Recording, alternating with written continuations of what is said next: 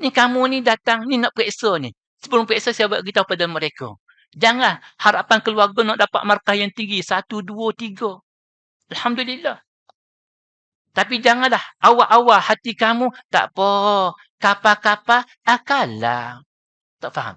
Kafa, cukuplah. Wa kafa billahi syahida. Cukuplah Allah Ta'ala sebagai penyaksi terhadap amalan hamba. Kafa, cukup. Akalah kan makan. Kapa-kapa, akalah. Cukup-cukup makan.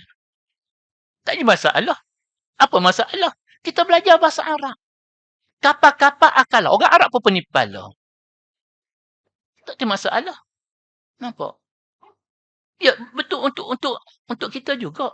Ha? Dan peribahasa Melayu, isyarat pada ni, Quran Arabiyah ni. Nampak? Peribahasa Melayu. Kita cuba terjemah. Qalil-qalil.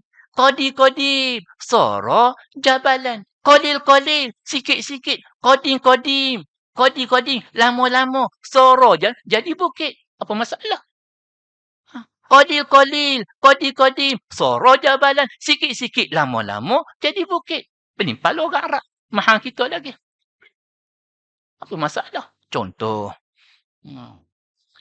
Quranan Arabiyan. Bahasa Arab. Kita dahulukan. Untuk apa? La'allakum supaya kita ni, kamu wahai Muhammad, memahami. 3. Nahnu nakussu alaika. Kami wahai Muhammad. Nakusu, ceritakan. Bentangkan. Alaika, ke atas kamu wahai Muhammad. Ahsanal qasasi. Subhanallah. Rahimakumullah. Allah Ta'ala bersumpah dengan 4 unsur. Siapa yang sumpah?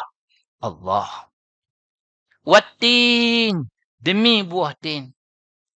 Wazzaitun, demi buah zaitun. Waturi sinin, demi tur gunung. Sinin, tur sina. Demi bukit tur sina.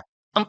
Wahazal baladil amin. Wahaza, ini. Al-balad, negeri. Amin, yang aman. Makkah al-Mukarramah. 4 kali sumpahan. Wattin, wazzaitun, waturi sinin, wahazal baladil amin. 4 unsur. 4 Allah Ta'ala. Siapa yang sumpah? Allah.